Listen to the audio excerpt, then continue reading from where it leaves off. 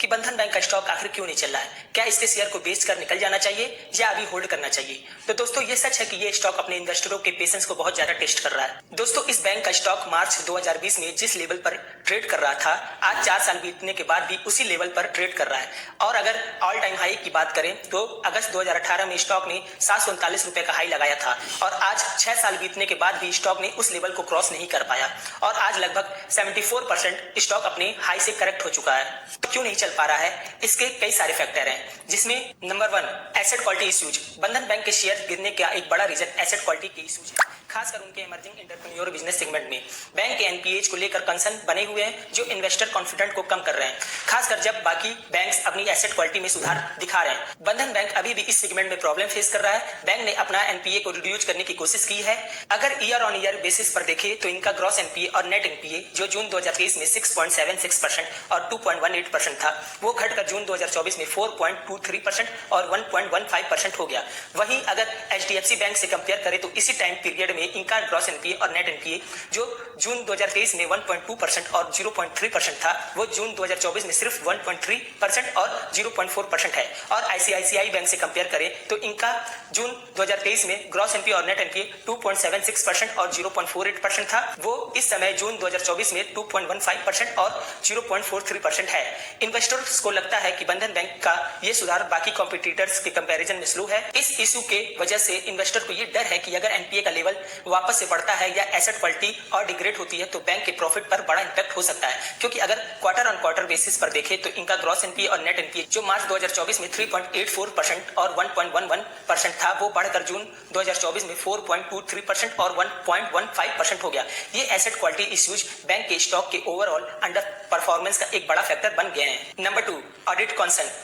इसमें बंधन बैंक के शेयर्स के गिरने का एक significant factor NCGTC national credit guarantee trustee company के द्वारा हो रहा ऑडिट है। ये audit credit guarantee fund for micro units CGFMU scheme के अंडर दिए गए लोन्स पर फोकस है। इस ऑडिट का मकसद ये देखना है कि क्या बैंक ने इन लोन्स के रिकॉर्ड को ठीक तरीके से मेंटेन किया है या नहीं, और ये चेक करना है कि कोई एवरग्रीनिंग या लोन मैनिपुलेशन तो नहीं हो रही। एवरग्रीनिंग का मतलब होता है पुराने लोन्स को रिफाइनेंस करके या रिन्यू करके उन्हें एनपीए कैटेगरी से बचाना, ताकि बैंक की फाइनेंशियल हेल्थ बेटर दिखाई दे। इस प्रक्रिया में एक्चुअल डिफॉल्ट को छुपाया जा सकता है, जो कि लॉन्ग टर्म में बैंक के लिए नुकसान का कारण बन सकते हैं। इस ऑडिट के बाद अगर कोई कॉम्प्लायंस इश्यू या रिकॉर्ड में मैनिपुलेशन पाया गया तो बैंक के ऊपर रेगुलेटरी एक्शन या पेनल्टीज लग सकती है, जो इन्वेस्टर्स के लिए एक बड़ा रिस्क फैक्टर बन गया है। ये अनसर्टेनिटी और रिस्क इन्वेस्टर कॉन्फिडेंट को वीकन कर रहा है, जो स्टॉक प्राइस पर नेगेटिव इंपैक्ट डाल रहा है। Number 3 leadership uncertainty. बंधन बैंक के शेयर्स के गिरने का एक और बड़ा रीजन लीडरशिप अनसर्टेनिटी है। बैंक के सीईओ चंद्रशेखर घोष, जो कि बैंक के फाउंडिंग मेंबर में से एक हैं, ने अनाउंस किया था कि वो अपना करंट टेन्योर कंप्लीट करने के बाद जुलाई 9, 2024 को रिटायर करेंगे। ये अनाउंसमेंट इन्वेस्टर्स के लिए एक शॉक था, क्योंकि घोष का बैंक की ग्रोथ और सक्सेस में बड़ा योगदान रहा है। लीडरशिप ट्रांजेक्शन के टाइम पर अक्सर इन्वेस्टर्स में अनसर्टेनिटी बढ़ जाती है, क्योंकि नई लीडरशिप के अंडर क्या स्ट्रेटेजी होगी और क्या नई टीम पिछली लीडरशिप की तरह सक्सेसफुल होगी, ये एक बड़ा सवाल होता है। नए सीईओ के आने तक इन्वेस्टर्स के बीच में क्लैरिटी का अभाव है, जो स्टॉक पर नेगेटिव इंपैक्ट डाल रहा है। घोष को माइक्रो फाइनेंस बिजनेस का डीप अंडरस्टैंडिंग है, जो बंधन बैंक के कोर ऑपरेशन का एक मेजर हिस्सा है। उनके जाने के बाद ये डर है कि क्या नई लीडरशिप इन चैलेंज को इफेक्टिवली हैंडल कर पाएगी। इस लीडरशिप अनसर्टेनिटी ने इन्वेस्टर कॉन्फिडेंस को कमजोर कर दिया है और इस वजह से स्टॉक में गिरावट आ रही है। नंबर 4 अर्निंग एस्टिमेट्स का कम होना। जब एनालिस्ट किसी कंपनी के फ्यूचर प्रॉफिट के अनुमान को कम करते हैं, इसका मतलब है कि उन्हें लगता है कि कंपनी आने वाले समय में उतनी अच्छी कमाई नहीं कर पाएगी जितना पहले सोचा गया था। बंधन बैंक के केस में एनालिस्ट ने FY 24-25 के लिए अर्निंग्स एस्टिमेट को 8 to 11% कम किया है। इसका एक सीधा असर शेयर के प्राइस पर होता है, क्योंकि इन्वेस्टर को अब कम प्रॉफिट की उम्मीद होती है। तो आइए समझ लेते हैं रीजन फॉर लोअर एस्टिमेट्स। तो इसमें पहला है एसेट क्वालिटी इश्यूज। बंधन बैंक की एसेट क्वालिटी पहले के कंपैरिजन में थोड़ी बेटर हुई है, लेकिन कुछ सेगमेंट जैसे इमर्जिंग एंटरप्रेन्योर बिजनेस में अब भी प्रॉब्लम है, क्योंकि इस सेगमेंट में देखा जाए तो इनका कलेक्शन एफिशिएंसी जो मार्च 24 में 99.1% था, वो घटकर जून 24 में 98.5% हो गया। जब बैंक की एसेट क्वालिटी एक्सपेक्टेड से कम होती है तो क्रेडिट लॉस का रिस्क बढ़ जाता है और ये अर्निंग्स को डायरेक्टली इंपैक्ट करते हैं। दूसरा क्रेडिट ग्रोथ और रिकवरी कंसर्न। एनालिस्ट को लगता है कि लोन ग्रोथ और क्रेडिट रिकवरी एक्सपेक्टेशन इतनी स्ट्रांग नहीं रहेगी जितनी पहले सोची गई थी। इसका मतलब है कि बैंक के इनकम सोर्सेज जो मेजरली लोन से आते हैं एक्सपेक्टेड लेवल तक नहीं पहुंच पाएंगे, जो अर्निंग्स ग्रोथ को नीचे खींचता है। हालांकि क्रेडिट कॉस्ट में कुछ इंप्रूवमेंट देखने को मिल रहा है। FY23 में क्रेडिट कॉस्ट 4.3% था, जो FY24 में 3.4% हो गया, और जून क्वार्टर की बात करें तो इनका क्रेडिट कॉस्ट 1.6% देखने को मिल रहा है। तीसरा, मार्केट का नेगेटिव रिएक्शन। जब किसी कंपनी की अर्निंग्स के अनुमान को एनालिस्ट कम करते हैं तो ये एक नेगेटिव सिग्नल होता है मार्केट के लिए। शेयर होल्डर और पोटेंशियल इन्वेस्टर्स ये सोचने लगते हैं कि कंपनी की फाइनेंशियल परफॉर्मेंस वीक हो रही है, इस वजह से इन्वेस्टर्स अपने शेयर्स बेचने लगते हैं और डिमांड गिरने के कारण स्टॉक प्राइस भी नीचे आ जाता है। चौथा, कंपैरिजन विद पीयर्स। दूसरे प्राइवेट बैंक्स जैसे कि HDFC bank, ICICI bank, axis bank के कंपैरिजन में बंधन बैंक के अर्निंग्स एस्टिमेट में ज्यादा गिरावट नोटिसेबल है।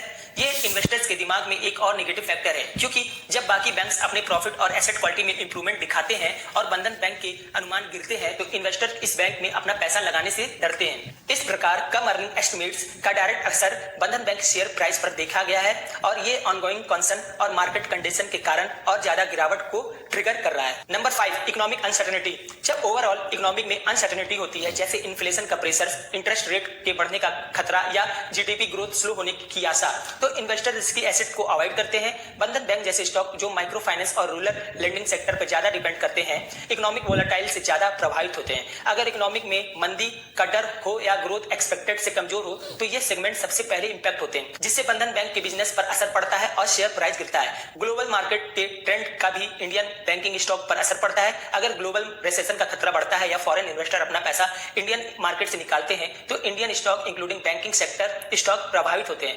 बंधन बैंक जैसे इंस्टीट्यूशन जो डोमेस्टिक और रूरल मार्केट पर फोकस करते हैं ग्लोबल इकोनॉमिक ट्रेंड से भी इनडायरेक्टली प्रभावित होते हैं, क्योंकि ग्लोबल इलिक्विडिटी और इन्वेस्टर सेंटीमेंट हर जगह इंपैक्ट डाल सकता है। Number 6, cost to income ratio. Year on year basis पर देखें तो बैंक का कॉस्ट टू इनकम रेशियो भी बढ़ता हुआ दिखाई दे रहा है। FY23 में 39.5% था, वो बढ़कर 24 में 46.8% हो गया। High cost to income ratio का मतलब है कि कंपनी काफी खर्चा कर रही है लेकिन उसके मुकाबले कम रेवेन्यू जनरेट हो रहा है, जो एफिशिएंसी में कमी दिखाता है। नंबर 7, लो कासा रेशियो। बैंक के करंट अकाउंट और सेविंग अकाउंट में भी डिग्रोथ देखने को मिल रहा है।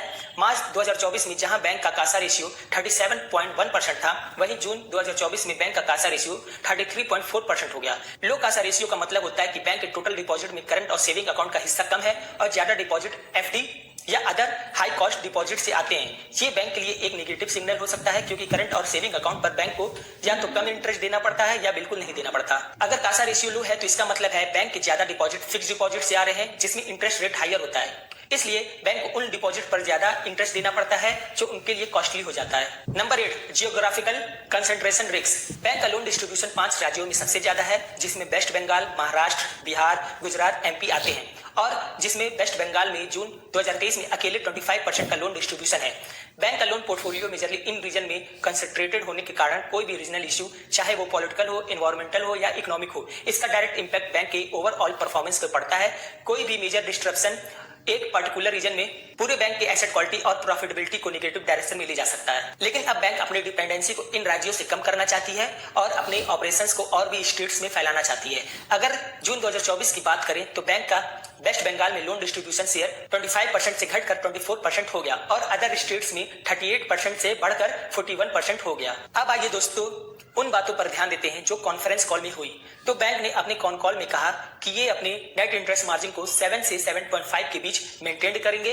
इसमें यह भी कहा गया कि बैंक अपनी MFI से डिपेंडेंसी को कम करने के लिए अब सिक्योर्ड लोन की तरफ फोकस कर रही है, जैसे housing loans, secured commercial banking and secured retail product. इनसे नए CEO के बारे में पूछा गया तो इन्होंने बताया कि अभी प्रोसेस चल रहा है, अभी तक कोई स्पेसिफिक नेम RBI को नहीं सबमिट किया गया और इस प्रोसेस को बोर्ड हैंडल कर रही है। इनसे पूछा गया कि कासा रेशियो 36% से 33% क्वार्टर ऑन क्वार्टर कैसे कम हुआ, तो इन्होंने जवाब दिया कि कासा रेशियो का गिरना मेनली साइक्लिकल रीजन की वजह से था। मार्च के एंड में ईयर एंड के टाइम पर बैंक में काफी बड़े इनफ्लो आए थे जो कि कुछ टाइम बाद निकल गए। स्टेबल करंट अकाउंट और सेविंग अकाउंट डिपॉजिट फिर भी ईयर ऑन ईयर ग्रो हुई है और कुछ कासा फंड मूव हो गए हैं रिटेल टर्म डिपॉजिट में, जिसमें 25% का ग्रोथ देखा गया। तो दोस्तों मुझे यकीन है कि अब आपको सब कुछ समझ में आ गया होगा कि बैंक का स्टॉक आखिर क्यों नहीं चल रहा है। अगर मुझसे कोई पॉइंट छूट गया हो या आपको कोई डाउट हो तो आप कमेंट बॉक्स में पूछ सकते हैं। मिलते हैं नेक्स्ट वीडियो में। जय हिंद, जय भारत।